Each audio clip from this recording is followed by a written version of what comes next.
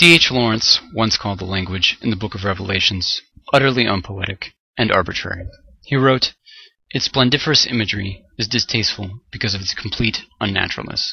If it is imagery which cannot be imagined." And yet, at least since the Middle Ages, Revelations has provided ample material to inspire visual artists. Much of it is lurid, surreal, grotesque, and appeals to our innate morbidity.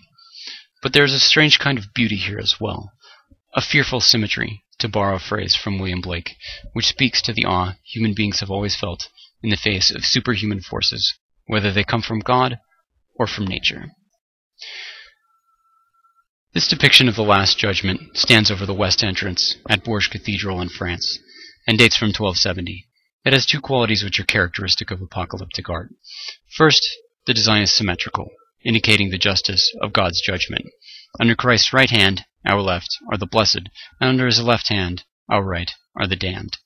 Second, it compresses multiple events into a single image, using space to tell a story which unfolds over time. First, in the lower register, the dead emerge from their graves, then later they are judged, which takes place in the middle register. Here is the same scene, depicted in an illuminated manuscript called the Book of Hours, from around 1500.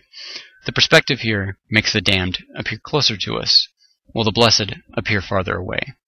The proliferation of bodies, this sense of humanity as a single mass, is also common in apocalyptic art, which can sometimes appear a bit overcrowded.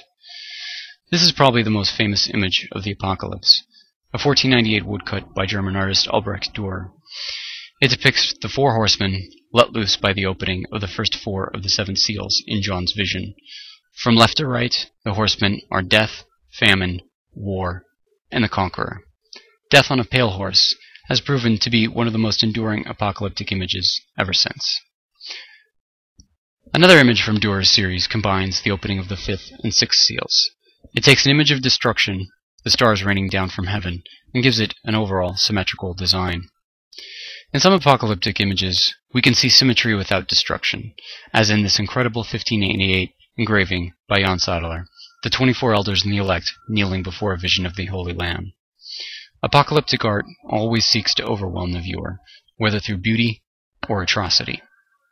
In the work of the English romantic poet and painter William Blake, the apocalypse becomes weirder, I'd say downright psychedelic. His images are symmetrical, but never static. The figures always appear to be moving. Blake emphasizes the dynamism inherent in the end of the world. 1831, The Fall of Babylon, by another English painter, John Martin. It's all here. The mass of people in torment, the fire from the sky. It kind of looks like an entire Cecil B. DeMille movie summed up in a single image. In the 20th century, apocalyptic art becomes secularized, and it also loses some of its symmetry. In part, this is due to the influence of modernism in art, which tends to be angular and distorted, and in part, it is a reflection of the unprecedented destruction brought about by the use of modern technology in 2 world wars. One contemporary artist, Joe Coleman, has embraced the apocalypse like no one since Dürer. There's no way to do justice to his vast images here, which require a single hairbrush and jeweler's glasses to create. Coleman's apocalypse is grotesque, gory, cartoonish, and mostly man-made. At the same time, however, he appears to be taking the tradition back to its roots in the Middle Ages.